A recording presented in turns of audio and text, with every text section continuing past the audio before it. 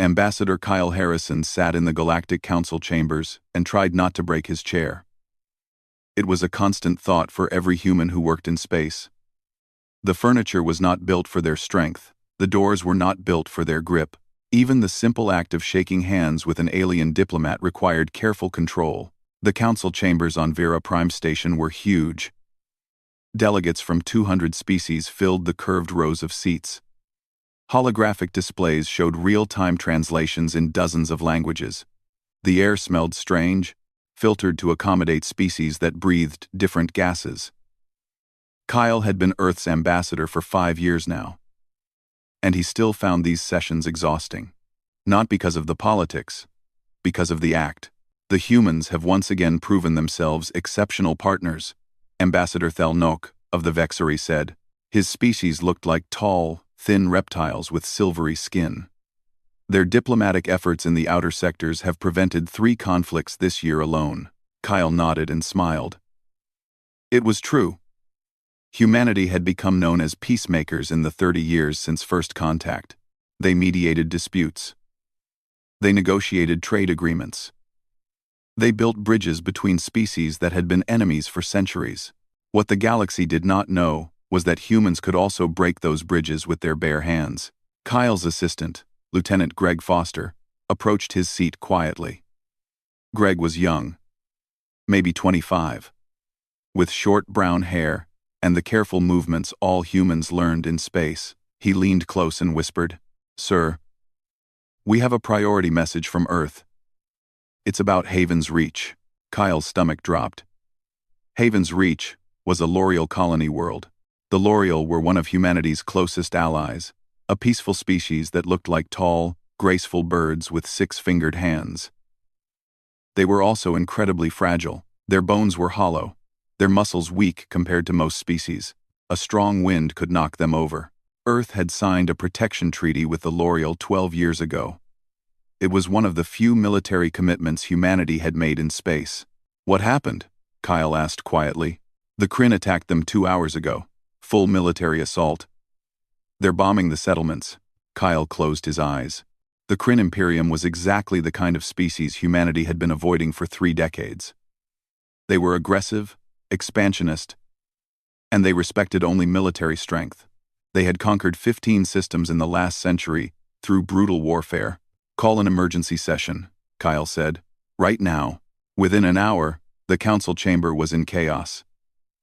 The holographic display showed footage from Haven's Reach. Kryn, warships in orbit. Firing on defenseless cities. L'Oreal civilians running through burning streets. The death count was already in the thousands. "The Kryn have no right to attack Haven's Reach," the L'Oreal ambassador said. Her voice was shaking. Her species did not cry like humans did, but Kyle could see the grief in her eyes. "They have violated every law of the Galactic Convention." Warmaster Drax represented the Kryn. He was a huge creature, nearly 8 feet tall, covered in thick armor-like skin. His species had evolved on a heavy-gravity world, though not as heavy as Earth. He looked at the L'Oreal ambassador with something like contempt. "Haven's Reach sits on a strategic hyperspace lane," Drax said. His voice was deep and harsh. "The Imperium requires that territory. The L'Oreal may evacuate if they choose. We will give them 3 days. 3 days? Kyle stood up. "You've already killed thousands of civilians." Drax turned to look at him. Kyle was tall for a human, 6 feet and 2 inches, but Drax still towered over him. The Kryn had studied humanity over the past 30 years. They had watched human ships, observed human movements, analyzed human combat simulations. They had decided humans were not a military threat. They were about to learn how wrong they were. "Ambassador Harrison," Drax said, and Kyle heard the mockery in his tone. "If humanity wishes to protect the L'Oreal, you are welcome to send your military. We have analyzed your capabilities. Your ships are fast, but lightly armed. Your soldiers train well, but have little combat experience. The Imperium is not concerned." Kyle felt something cold settle in his chest. For 30 years, humanity had hidden what they truly were. They had done it for good reasons. When humanity first met the Korathi species, When Captain Linda Hayes had shaken hands with their leader and accidentally hurt him with a normal handshake, Earth's government had made a decision. Humans were too strong, too fast, too durable. Earth's gravity was 1.2 times what most species considered normal. Earth's evolutionary history had been brutal. Predators everywhere, ice ages, plagues. Humanity had clawed its way to the top of their food chain through pure survival ability. If the galaxy knew what humans really were, they would fear us, Linda Hayes had reported. And fear leads to conflict. Better to hide our strength and build trust through cooperation. So humanity had created the limiter suits. Every human in space wore them. They looked like standard equipment, but they restricted muscle response, reduced strength to safe levels, and prevented humans from accidentally hurting their alien friends. Human combat footage was carefully edited. Physical competitions were forbidden. Strength tests were classified. The galaxy thought humans were gentle and diplomatic. They had no idea that humans were being gentle on purpose. Kyle looked at War Master Drax. He thought about the L'Oreal children dying on Haven's Reach. He thought about 30 years of restraint, of careful control, of hiding in plain sight. You analyzed our capabilities based on what you've seen, Kyle said quietly. You've never seen what we're actually capable of. Drax laughed. It was a grinding sound, like rocks scraping together. Are you threatening the Kryn Imperium, Ambassador? No, Kyle said. I'm warning you. He pulled out his communication device and opened a secure channel directly to Earth's military command. The message he sent was only 3 words long, but those 3 words would change galactic history. Remove all limiters. The council chamber erupted in arguments and debates. Species that had been allies of humanity for decades looked at Kyle with confusion. What did that mean?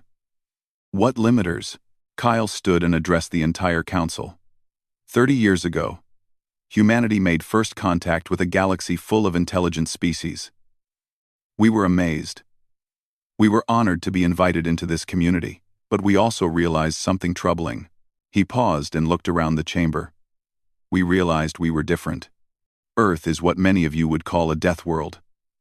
Our gravity is crushing. Our predators are deadly.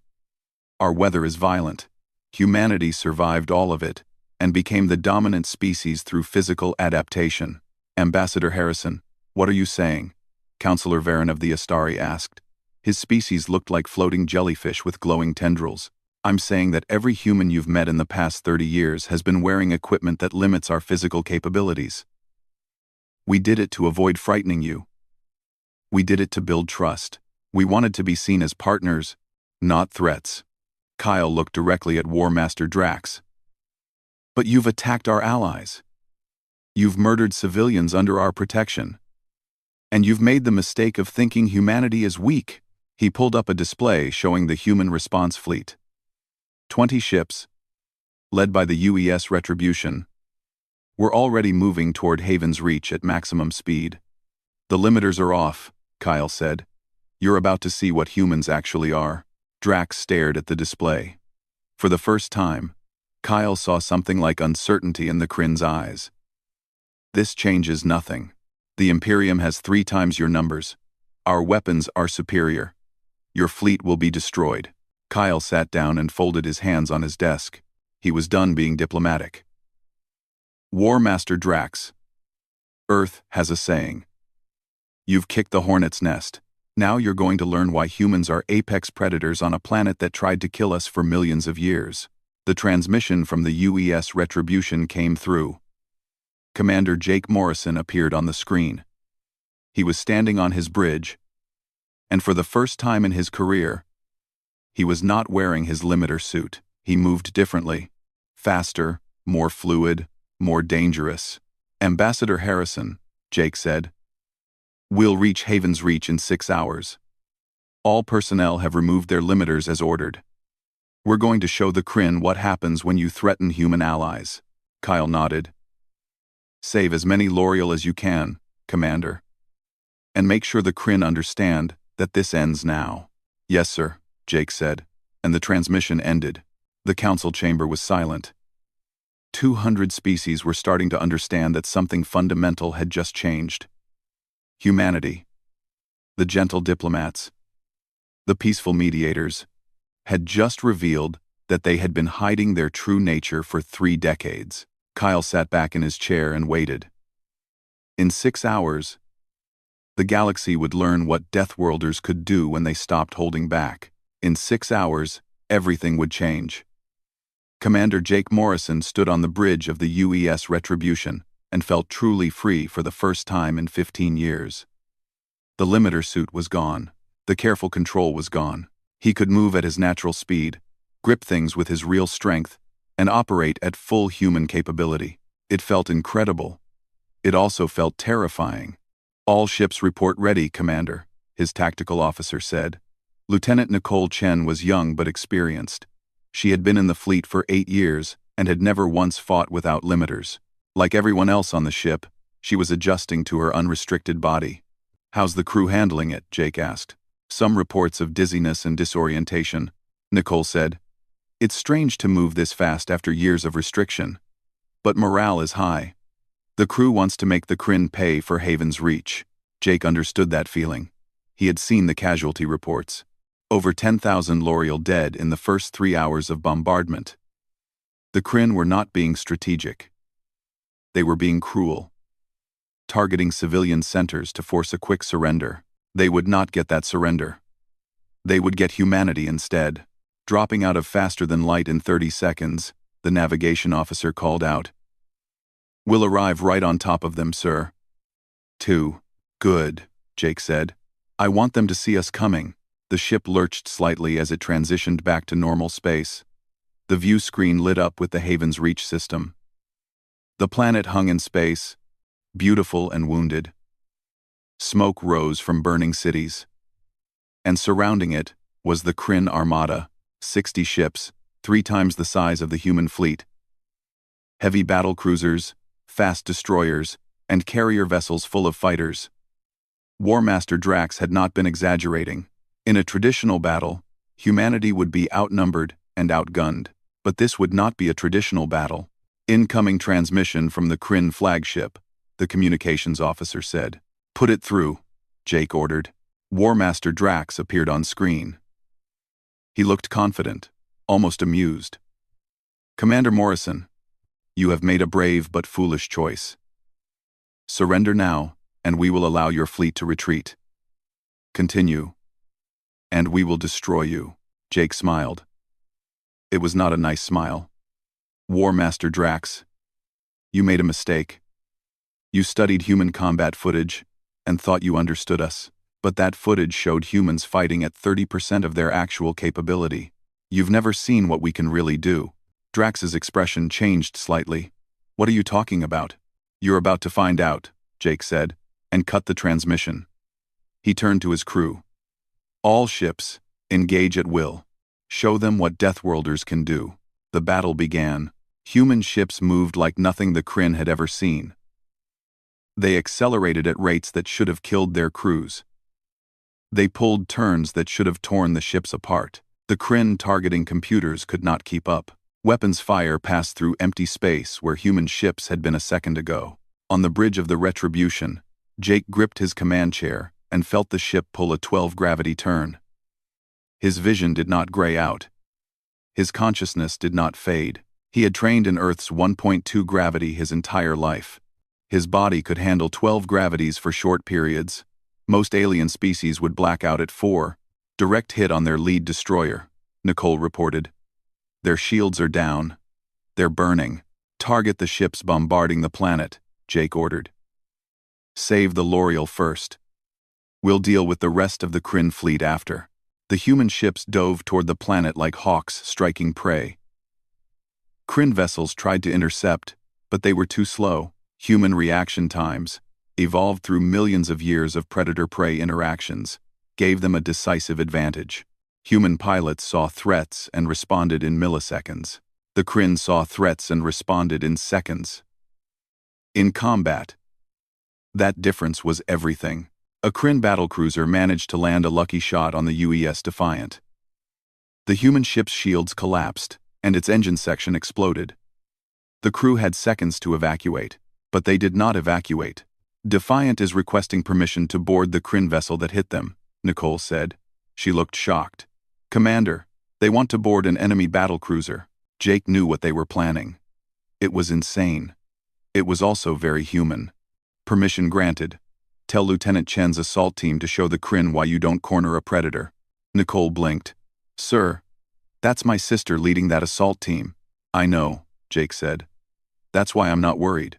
On the crippled Defiant, Lieutenant Nicole Chen's sister, Lieutenant Katie Chen, gathered her 20-person Marine team. They wore combat armor.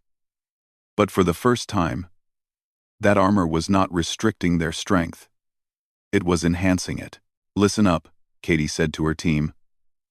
We're going to board that Kryn battlecruiser. We're going to disable it from the inside. And we're going to show them that humans are not prey animals. The Marines cheered. They had trained for years at reduced capability. Now they would fight as nature had designed them. The Defiant fired its last functional weapon, a boarding pod launcher. 20 pods shot across the space between ships and slammed into the Kryn hull. Cutting torches burned through armor. The Marines breached the enemy vessel. The Kryn were waiting for them. 50 soldiers in heavy armor, carrying plasma weapons that could melt through steel. They opened fire the moment the humans entered the ship. Katie took 3 plasma shots to her chest armor. The impacts would have killed a Kryn instantly. The heat would have cooked their internal organs. Katie stumbled back 2 steps, checked her armor's integrity, and kept moving forward. The Kryn soldiers stared in shock. How was she still alive? Katie reached the first Kryn soldier and grabbed his weapon. She ripped it out of his hands like taking a toy from a child. Then she hit him with it. The Kryn flew backward and crashed into a wall. His armor cracked. He did not get up. Behind Katie, the rest of the Marines engaged. The Kryn quickly realized that this was not a normal boarding action. Human Marines moved through their ship like a force of nature. What took a Kryn soldier 2 hands to lift? Humans lifted with 1 hand. What took a Kryn soldier 10 seconds to move? Humans moved in 2 seconds. The Kryn combat armor, designed to protect against weapons calibrated for their species, crumpled under human blows. Their weapons, powerful enough to kill any known species with 1 shot, barely slowed the human advance. On the Kryn flagship, War Master Drax watched the combat feeds with growing horror. His best soldiers were being systematically destroyed by 20 humans. 20 against 300 Kryn crew members. What are they? His tactical officer whispered. Drax had no answer. He had studied humans. He had analyzed their ships, their weapons, their tactics. But he had not understood the fundamental truth. Humans were from a death world. They had evolved in conditions that would kill most galactic species in minutes. Their strength, their speed, their resilience, all of it was far beyond what he had calculated. He had made a terrible mistake. On the Kryn battlecruiser, Katie Chen reached a sealed bulkhead. It was reinforced steel, designed to contain hull breaches. She examined it for a moment, then grabbed the edge with both hands and pulled. The metal groaned, the seal cracked, and then, the entire door tore free from its frame. The Kryn soldiers on the other side opened fire in panic. Katie threw the door at them like a shield. It crashed into the group and knocked half of them down. She stepped through the opening and kept moving forward. Behind her, the human Marines advanced methodically. They had trained for years to be soldiers, not killers. They disabled Kryn soldiers without killing when possible. They took control of critical systems. They moved like professionals. But they also moved like predators, because that was what they were. Katie's team has reached the Kryn bridge, Nicole reported from the Retribution. They're requesting terms of surrender. Jake nodded. Around them, the space battle was turning. The Kryn fleet, seeing what happened to the battlecruiser, was losing cohesion. Ships were breaking formation. Some were trying to retreat. Open a channel to War Master Drax, Jake ordered. Drax appeared on screen. He looked different now. Less confident. Almost afraid. Commander Morrison, he said. I request a ceasefire to discuss terms. The terms are simple, Jake said. Withdraw from Haven's Reach immediately. Leave the system, and do not return. If you refuse, my Marines will board every ship in your fleet, and you've seen what happens when they do." On the Kryn battlecruiser, Katie Chen stood on the bridge. She had physically torn through the reinforced door to reach it. The Kryn crew had surrendered without further resistance. She held the Kryn captain by his armor and spoke into her communicator. "Tell War Master Drax that if he doesn't withdraw, I'm going to personally visit his flagship. And I'm going to be much less gentle than I've been here." The threat was clear. The Kryn had seen footage of Katie's assault. They had watched her shrug off weapons fire, tear through their defenses, and disable their ship with 19 other humans. The idea of her reaching Drax's flagship was terrifying. "We will withdraw," Drax said finally. His pride was broken. His certainty was shattered. "But this is not over. Commander Morrison. The Imperium will prepare for future encounters with your species." "Own," Jake leaned forward. "Good. Prepare all you want. Because now you know what humanity really is.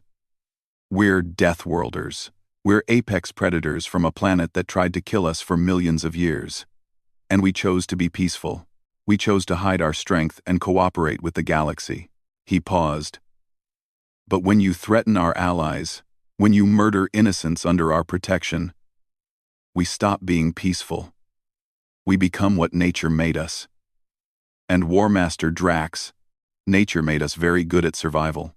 The transmission ended. The Kryn fleet began its retreat. 60 ships, humiliated by 20.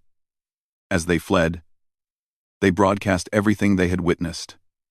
Combat footage, sensor readings, biological analysis.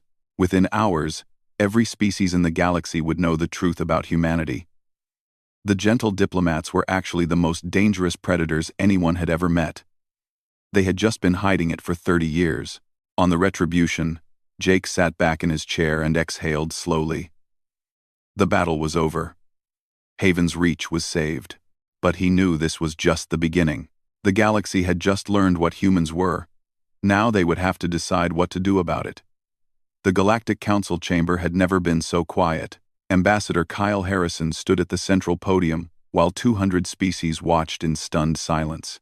Above him, holographic displays showed combat footage from Haven's Reach. The images were brutal and undeniable. Human Marines tearing through Kryn battle armor. Human pilots pulling maneuvers that should have killed them. Human soldiers taking weapons fire that would vaporize most species and continuing to fight. The footage played on a loop, and with each repetition, the council members looked more disturbed. "Ambassador Harrison," Councillor Varen said finally. His jellyfish-like body pulsed with agitated colors. "We demand an explanation. For 30 years, humanity has represented itself as a diplomatic species. Now we see footage of your military destroying a Kryn fleet 3 times its size. What have you been hiding from us?" Kyle had prepared for this moment. He had known it would come eventually. The secret could not last forever. But he had hoped for more time, more trust built before the revelation. "Councillor Varen, members of the council," Kyle began. "What I'm about to tell you will change how you see humanity. Some of you will be angry. Some will be afraid. But I ask that you listen completely before making judgments." He pulled up a holographic display of Earth. The planet rotated slowly, showing blue oceans, green continents, white clouds. It looked peaceful from space. Beautiful even. "Earth is what we call a death world," Kyle said. "Our gravity is 1.2 times what most of you consider standard. Our atmosphere has high oxygen content that makes fires burn hotter and faster. Our weather includes hurricanes with winds over 300 kilometers per hour. Our tectonic plates shift constantly, causing earthquakes and volcanic eruptions. Our planet has gone through multiple ice ages and mass extinction events." He paused and looked around the chamber. "And humanity evolved to survive all of it." Kyle pulled up biological data comparing humans to other species. Bone density charts showed human skeletons were 3 times denser than Vexari, twice as dense as Kryn. Muscle fiber analysis revealed humans had fast-twitch and slow-twitch fibers that gave them both explosive power and endurance. Cardiovascular data showed human hearts and lungs could deliver oxygen at rates that would rupture blood vessels in frailer species. When we made first contact 30 years ago with the Korathi, our captain accidentally injured their leader with a normal handshake, Kyle continued. We realized immediately that we were physically different. Not just different, dangerous. Counselor Thelnock stood up. The Vexari was trembling with what looked like anger. So you lied to us. You pretended to be weak when you were actually stronger than almost every species in the galaxy. Do you understand how that feels? How betrayed we feel? Yes, Kyle said simply. I do understand. But please let me finish. He pulled up Earth's historical records. Images of human warfare flashed across the screens. Ancient battles with swords and spears. Medieval sieges with catapults and burning oil. Modern wars with guns and bombs and chemical weapons. Nuclear explosions that turned cities to ash. This is humanity's history, Kyle said quietly. We fought each other for thousands of years. We created weapons specifically designed to kill other humans. We committed genocides. We enslaved each other. We nearly destroyed our own planet multiple times. The council chamber was silent again. But the quality of the silence had changed. They were listening now. Truly listening. When we reached space and met the Korathi, we had a choice to make, Kyle continued. We could present ourselves honestly and risk becoming feared conquerors. Or we could hide our physical advantages and build trust through cooperation. We chose to hide. He looked directly at Counselor Thelnock. We lied about our strength. You're right to feel betrayed by that. But we did it because we remembered our own history. We knew what happens when the strong dominate the weak. We had lived it. We had suffered it. And we did not want to inflict that suffering on the galaxy. Kyle pulled up specifications for the human limiter suits. Technical diagrams showed how they restricted muscle response, reduced reaction times, and limited strength output to safe levels.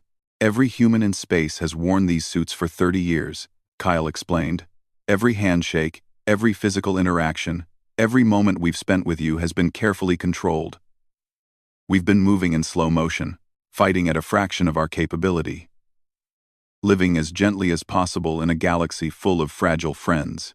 But you stopped hiding, Ambassador Dren of the Korathi said. He was old now, the same leader who had met Captain Linda Hayes 3 decades ago. The Kryn attacked the L'Oreal. And you revealed your true nature. Why?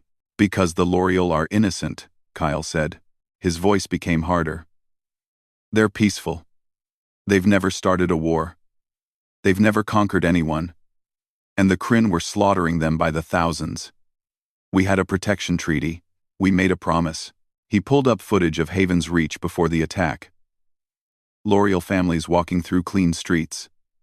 Children playing in parks. Artists creating beautiful sculptures. Then he showed the aftermath. Burning buildings. Bodies in the streets. Refugees fleeing in terror.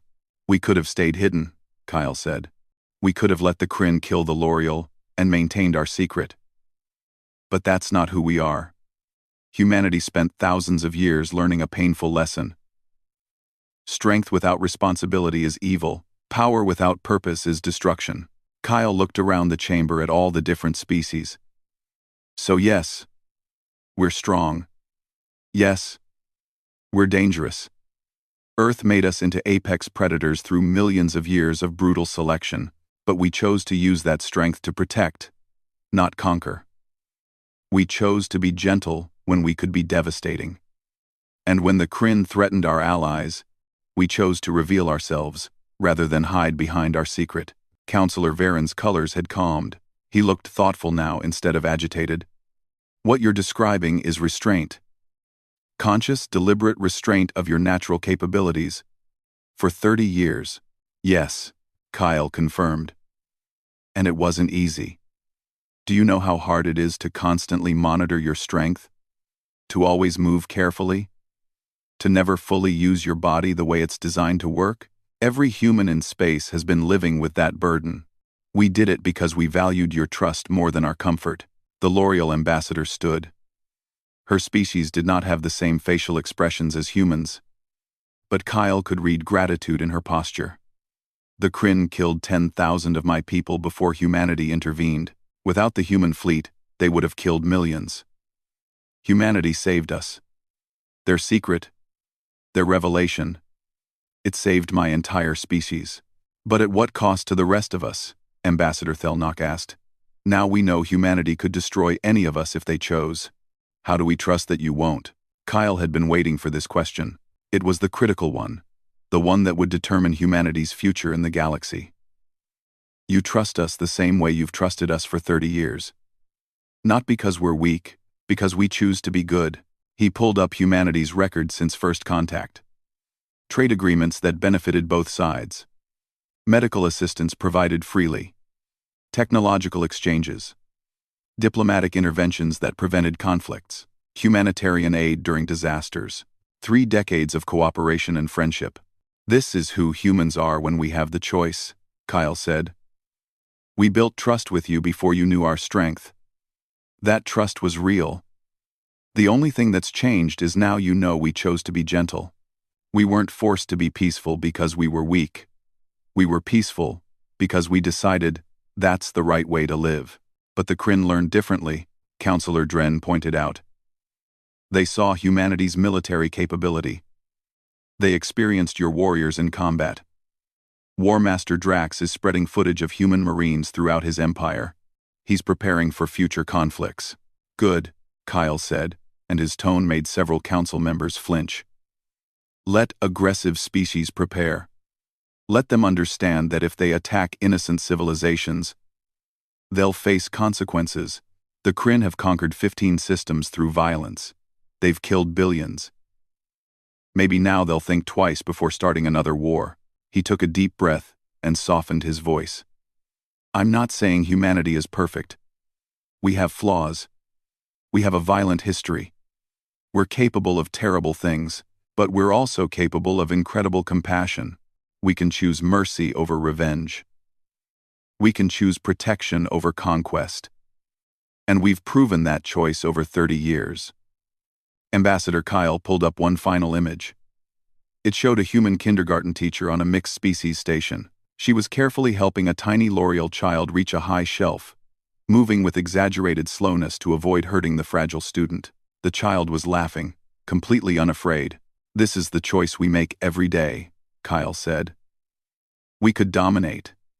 We could take whatever we want through force. But we choose to be careful with our strength. We choose to use our power to help those weaker than us. That's not weakness. That's discipline. The council chamber erupted in debate. Some species wanted humanity expelled from the Galactic Convention. Others argued that humanity had just proven themselves the most reliable allies possible. The L'Oreal defended humans passionately. The Kryn observer demanded sanctions. Councillor Varen eventually called for order. This council will vote on humanity's status in 1 week. Until then, Ambassador Harrison, I suggest you prepare arguments for why we should not fear you. Kyle nodded. Counselor, I can't give you arguments that will eliminate fear. Humans are dangerous. That's just truth. But I can give you 30 years of evidence that dangerous doesn't mean evil. We've had the power to conquer this entire region of space since the day we arrived. We chose cooperation instead. That choice defines us more than our physical capabilities ever could. He left the podium and walked out of the chamber. In the hallway, Lieutenant Greg Foster was waiting. How bad is it, sir? About half the council wants to exile us, Kyle said. The other half wants to make us permanent peacekeepers. Either way, everything's changed. Do you regret revealing the truth? Greg asked. Kyle thought about the L'Oreal children who were alive because human marines had stopped the Kryn bombardment. He thought about War Master Drax's shocked expression when he realized humans were not prey animals. He thought about 30 years of hiding, of constant restraint, of never being fully human in public. No, Kyle said finally. I don't regret it. The secret couldn't last forever. And maybe it's better this way. Maybe it's better if the galaxy knows that humans choose to be gentle. That we're not peaceful because we're weak. We're peaceful because we're strong enough to choose peace. And, Greg nodded. What happens now? Now we wait. Kyle said. We wait and see if the galaxy can accept that the most dangerous species they've ever met is also the most dedicated to protecting innocence. In 1 week, the Council would vote. In 1 week, humanity's place in the galaxy would be decided. But Kyle knew the real decision had already been made 30 years ago, when Captain Linda Hayes chose to hide human strength instead of flaunting it. That choice, that moment of conscious restraint, had defined everything that came after. The galaxy was learning what humans were. Soon they would have to decide what to do about it. 3 weeks after Haven's reach, Lieutenant Katie Chen sat in a medical bay on the mixed species station Unity 7 and tried not to break the examination table. The L'Oreal doctor, whose name was Kess, was scanning her injuries with a handheld device. The doctor's 6-fingered hands moved carefully over the sensor. Remarkable, Kess said softly. His species had a musical quality to their voices. The plasma burns that should have required months to heal are already closing. Your bone density is recovering faster than I've ever seen in any species. How long until I'm cleared for duty? Katie asked. She was restless. 3 weeks of medical leave felt like torture. She wanted to be back with her unit, back in space, doing something useful. Another week, Kess said. Maybe less if your healing continues at this rate. Lieutenant Chen. May I ask you something personal? Sure, Katie said. Does it hurt to be so strong? Kess asked. I've been studying human physiology since the Haven's Reach incident. Your muscles generate force that would tear apart the bodies of most species. Your bones support weight that would crush mine.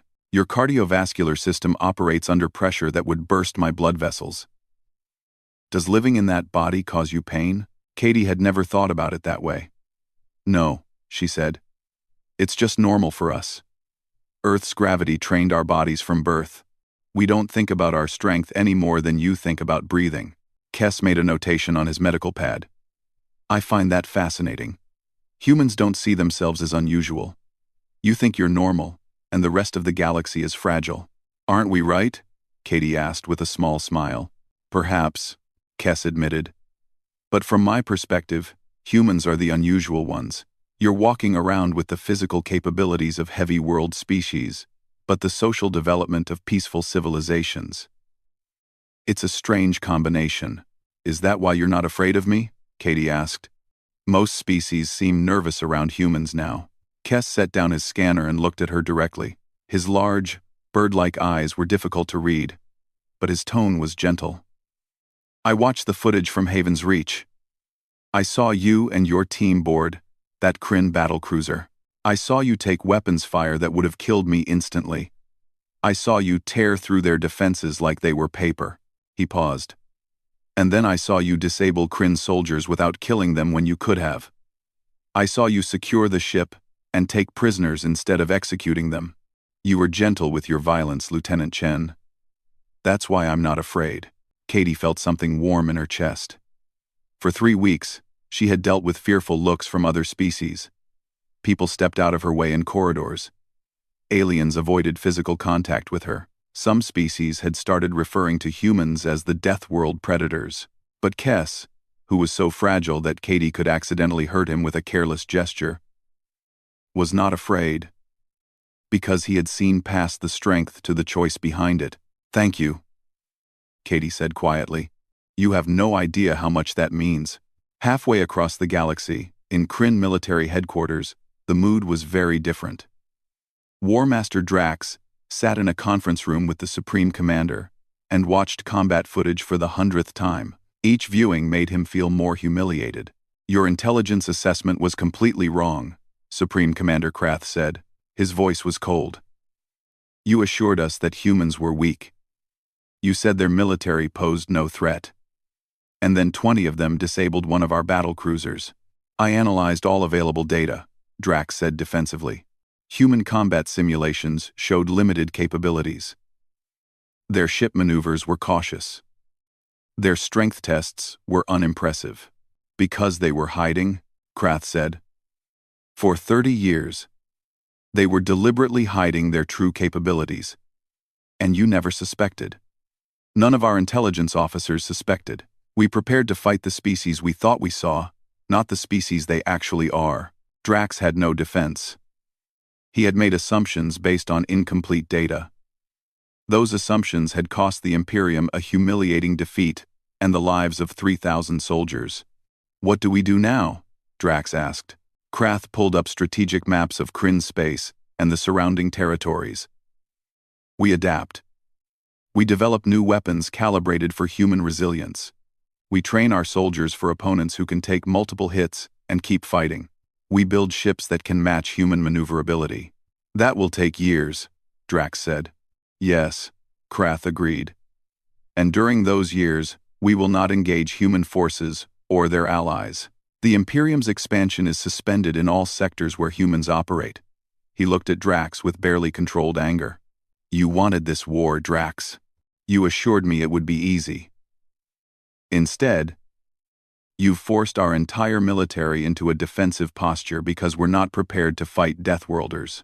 On Earth, in the United Earth Government Headquarters, President Ryan Phillips sat in a meeting with the Joint Chiefs of Staff. The topic was the same one they had been debating for 3 weeks. What to do now that humanity's secret was revealed. The economic implications are significant, Admiral Helen Park said. She was head of naval operations, a veteran of 30 years. Mining corporations are already offering triple pay for human workers on high-gravity worlds. Construction companies want human crews for dangerous projects. Some species are treating us like super soldiers for hire. We can't allow that, President Phillips said firmly. Humans are not mercenaries. We're not going to hire ourselves out to the highest bidder. But individual humans have free choice, General Chris Bailey pointed out. He commanded the Marine Corps.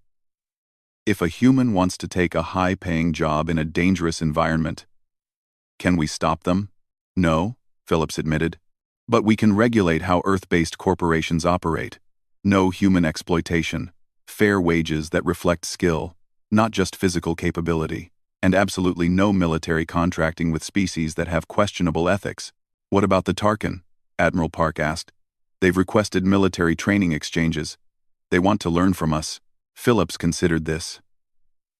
The Tarkin were a warrior species with a strong honor code. They were not conquerors like the Krynn, but they valued combat prowess highly. What's your assessment, Admiral? I think it's a good opportunity, Park said. The Tarkin respect strength.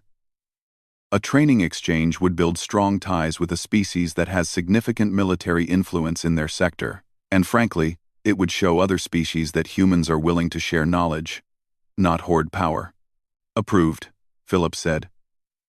But make it clear that we're teaching defensive tactics and peacekeeping strategies. We're not training anyone to be more effective conquerors.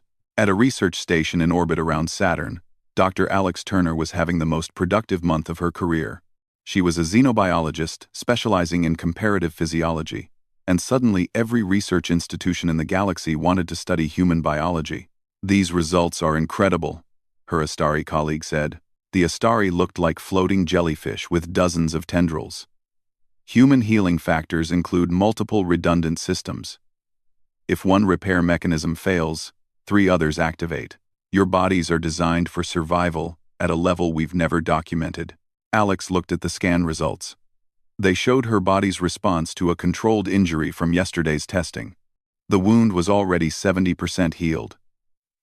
Earth was dangerous, she explained. Species that couldn't heal fast didn't survive to reproduce. Natural selection favored resilience. But it's not just healing, her colleague continued. Your pain response system is remarkable. You feel pain to warn of injury. But the pain doesn't disable you. Most species become incapacitated by severe pain. Humans can function through it. Adrenaline helps, Alex said. When we're in danger, our bodies flood us with chemicals that suppress pain and increase strength. It's a survival mechanism. A terrifying one, her colleague said. From a predator-prey perspective, humans are perfectly designed hunters. You have forward-facing eyes for depth perception. You have endurance to chase prey for hours. You have the strength to bring down large animals. And you have the intelligence to create weapons. Earth must have been a nightmare world to evolve on. Alex laughed. We call it home. But yes, compared to most garden worlds in the galaxy, Earth was brutal. Still is, really. We have predators that can kill humans easily. We have weather that destroys cities. We have diseases that can wipe out populations. Humans survived all of it through adaptability. That's what makes you so dangerous, her colleague said thoughtfully. Other Deathworld species exist. We've documented them. But they're usually aggressive and solitary. Humans are cooperative predators with advanced technology. That combination has never been seen before. The observation was accurate. And it made Alex think about humanity's unique position. They had the physical capabilities of apex predators, but the social structure of cooperative species. They could kill efficiently but chose to build instead. They were dangerous and gentle at the same time. On Unity 7 station, Katie Chen finished her medical appointment and walked through the corridors toward the human quarters. She passed several alien species, and she saw the reactions. Some moved out of her way quickly. Others stared. A few nodded respectfully, but one group of Zelthari, a supremacist species, blocked her path deliberately. There were 5 of them. Tall and thin with gray skin and large heads. Their leader stepped forward. Deathworlder, he said with contempt. You should not be here. Your kind is dangerous. The Zelthari Collective is petitioning the Council to quarantine your species. Katie felt anger flash through her, but she controlled it. Violence was not the answer here. I have every right to be on this station, she said calmly. I'm a serving officer in Earth's fleet. You're a monster, the Zelthari said. We've seen the footage from Haven's Reach. You tore through that ship like a savage animal. Species like yours should be contained. Katie took a deep breath. She could break every one of these Zelthari in seconds. They knew it. She knew it, but that was exactly why she wouldn't. I saved L'Oreal lives at Haven's Reach, she said. I stopped the Kryn from committing genocide. If that makes me a monster, then I'm proud to be one. She walked past them without looking back. The Zelthari did not try to stop her. They were afraid. And they should be. But fear and hate were close relatives. Katie understood that humanity's revelation had created problems that would take years to solve. Some species would accept humans as protectors. Some would see them as threats. And some, like the Zelthari, would campaign for human isolation or restriction. The galaxy was adapting to the truth about Deathworlders, and the adaptation would not be smooth.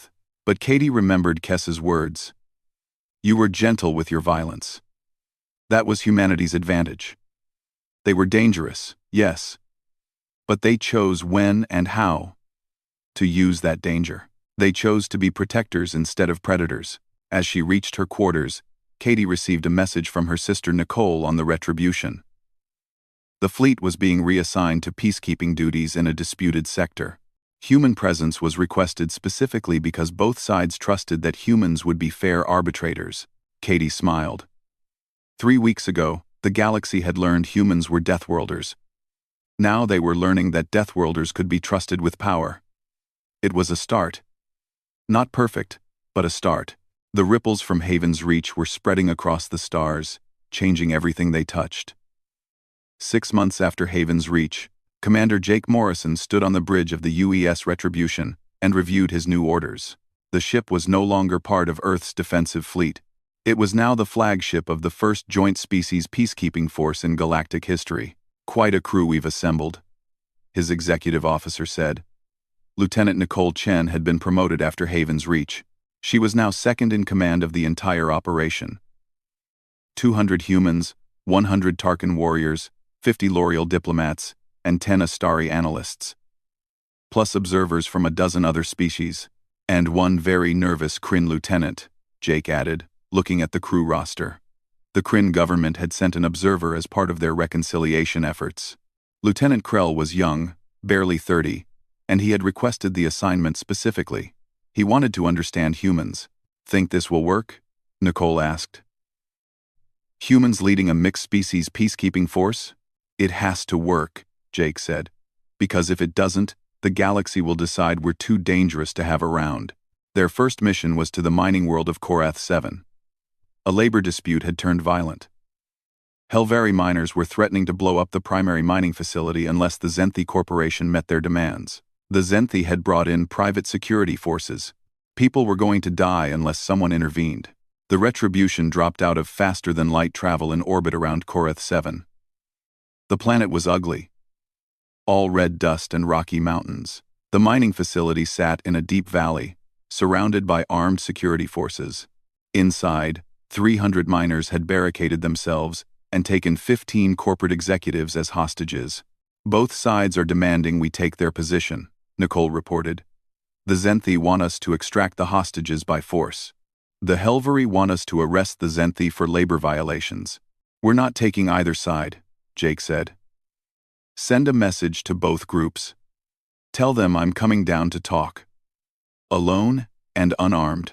Commander, that's insane, Nicole protested. Those miners are desperate. They might hurt you. They might try, Jake agreed. But I'm betting they won't succeed.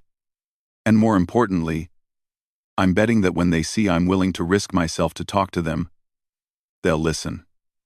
2 hours later, Jake stood outside the barricaded mining facility and knocked on the reinforced door. He had left his weapons on the ship. He wore only standard uniform, no armor. He was as vulnerable as a human could be in a hostile situation, which still meant he was more durable than almost anyone else on the planet. The door opened a crack. A Helvari miner, covered in dust and holding an old plasma rifle, stared at him. You're the human commander. We know what you are. We've seen the footage from Haven's Reach. Then you know I could probably break through this door if I wanted to, Jake said calmly. But I'm not here to do that. I'm here to talk. Are you willing to let me in? The miner considered for a long moment, then opened the door wider. No tricks. No weapons. No tricks, Jake agreed. Inside the facility, Jake met with the miners' leader, a Helvari named Renth. The Helvari were a working-class species, strong and resilient by most galactic standards, but nothing compared to humans. Renth looked exhausted and desperate. The Zenthi Corporation has been violating safety regulations for years, Renth said. We've lost 43 miners to preventable accidents. We've filed complaints with galactic authorities, but nothing changes. So, we took action. By taking hostages, Jake said. That's not action. That's desperation. What else could we do? Renth demanded. No one listens to miners. No one cares when we die in the dark. Jake sat down across from Renth. The chair creaked under his weight, designed for lighter species. I care, he said. That's why I'm here. But holding hostages won't solve your problems. It will just get people killed, including your own miners. The Zenthi will never negotiate fairly, Renth said. They'll promise changes and then do nothing. They always do. Maybe, Jake agreed. But I'm not going to let them.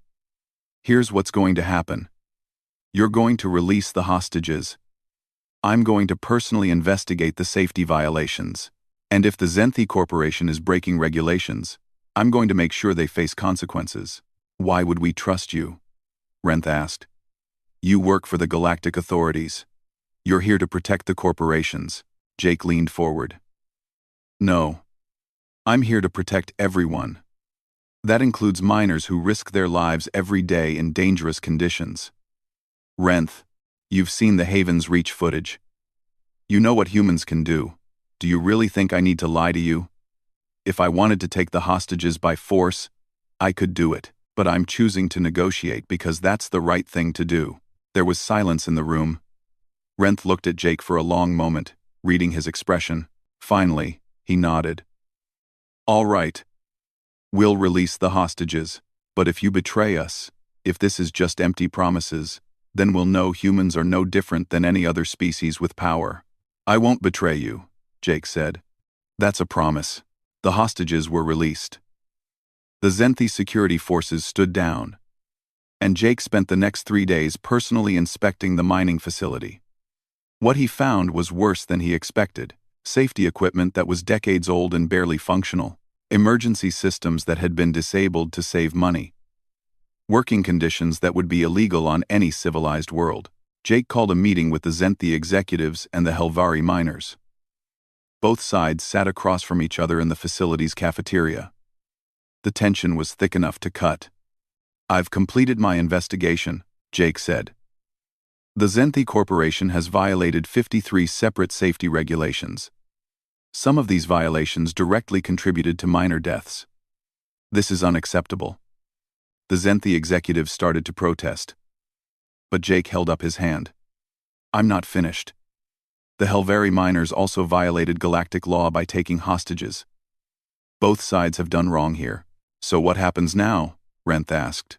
"Now we fix it," Jake said. "The Zenthi Corporation will implement all safety upgrades within 60 days. They will provide full compensation to the families of miners killed due to safety violations, and they will submit to regular inspections by an independent third party. That will cost millions," one of the Zenthi executives protested. "Then it costs millions," Jake said flatly. "You made billions from this mine. You can afford to protect the workers who generate that profit. If you refuse, I'll recommend the Galactic Council shut down this facility entirely." The executive looked like he wanted to argue, but he saw something in Jake's expression that stopped him. Humans were peacekeepers now, but they were still Deathworlders. They could enforce their decisions if necessary. "And the miners?" the executive asked. "What punishment will they face for taking hostages?" "Community service," Jake said. 100 hours each, helping to install the new safety equipment. They'll work alongside Zenthi engineers to rebuild the systems they should have had all along. Both sides looked surprised. It was not the harsh punishment the Zenthi wanted, or the complete exoneration the Helvari hoped for. It was something in between: justice that acknowledged both the wrongs and the reasons behind them. "This is acceptable," Renth said finally. "We agree," the Zenthi executive said reluctantly. The crisis ended without violence. Both sides returned to work, and within weeks, the mining facility was operating with proper safety measures. Jake received reports that miner morale had improved significantly. The Helvari workers trusted that someone was finally looking out for them. Back on the Retribution, Lieutenant Krell, the Kryn observer, requested a private meeting with Jake. The young officer looked uncomfortable, his armor-plated skin darker than usual with stress. "Commander Morrison," Krell said, "I need to tell you something. When I volunteered for this assignment, I did not believe the reports about human behavior. I thought Haven's Reach was an aberration. I expected to find that humans were aggressive conquerors who had simply hidden their nature temporarily." "And now?" Jake asked. "Now I've watched you risk yourself to negotiate with desperate miners," Krell said. "I've seen you investigate fairly instead of siding with the wealthy corporation. I've watched you enforce justice that serves everyone, not just the powerful." He paused, and Jake saw something like shame in his expression. "War Master Drax was my mentor. He taught me that strength determines right. The strong conquer. The weak serve. That's how the Kryn Imperium has always operated." "But that's not how humans operate," Jake said. "No," Krell agreed. "You're stronger than my species. You could probably conquer half the galaxy if you chose. But you don't choose conquest. You choose protection.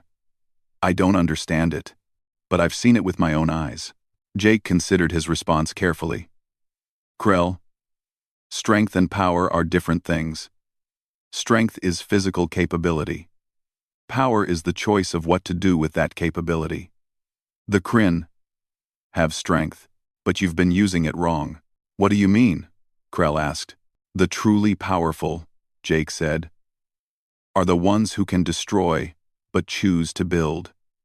Who can dominate but choose to cooperate. Who can take whatever they want but choose to earn it fairly instead. That's not weakness. That's discipline. And discipline is harder than violence." Krell was quiet for a long moment. "I will report this to my government. Perhaps we have much to learn from humans." And humans have much to learn from the Kryn, Jake said. Your species has survived for centuries through military strength. That's valuable knowledge. If you're willing to share it in exchange for understanding how to use that strength responsibly, we have a lot to teach each other. 3 months later, Ambassador Kyle Harrison stood before the Galactic Council once again. It was time for the vote on humanity's official status. The debate had raged for months. Some species wanted humans quarantined, others wanted them as permanent peacekeepers. The entire galaxy waited for the decision. The Galactic Council has reviewed all evidence regarding humanity's capabilities and behavior, Counselor Varen announced. We have analyzed combat records, diplomatic histories, and testimonials from multiple species. We have considered both the danger humans present and the restraint they have demonstrated. Kyle stood at the podium and waited. This moment would define humanity's future in the stars. The Council votes to classify humanity as Guardian-class species, Varen continued. This is a new classification created specifically for Deathworld species that demonstrate peaceful intentions. Guardian-class species are granted expanded peacekeeping authority and responsibility for protecting vulnerable civilizations. They are also subject to oversight and held to higher standards of conduct. Kyle felt relief wash through him. It was not perfect, but it was fair. Humanity would have a place in the galaxy, but they would be watched. They would have power, but they would be accountable for how they used it. Ambassador Harrison, Varen said. Do you accept these terms on behalf of humanity? We do, Kyle said. Humanity accepts the role of guardian and the responsibilities that come with it. That evening, there was a celebration on Vera Prime Station. Humans, L'Oreal, Tarkin, Astari, Korathi, and dozens of other species gathered in the main plaza. Music played from multiple cultures. Food from hundreds of worlds filled the tables. Children of different species played together, and adults talked and laughed. Kyle stood with Commander Jake Morrison, Lieutenant Nicole Chen, Captain Katie Chen, and Dr. Alex Turner. The 5 of them had become symbols of humanity's revelation, the ambassador who chose honesty, the commander who chose negotiation, the Marines who chose restraint, the scientist who chose understanding. 6 months ago, we revealed what we really are, Jake said. And the galaxy didn't destroy us. They came close, Nicole pointed out. Half the council wanted to quarantine Earth, but the other half recognized what we've been trying to show them for 30 years, Kyle said. That capability and character are separate things.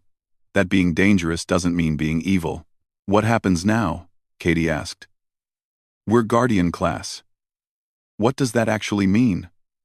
It means we have responsibility, Alex said. Every time a human uses force, the galaxy will judge us. Every time we intervene in a conflict, we'll be held accountable.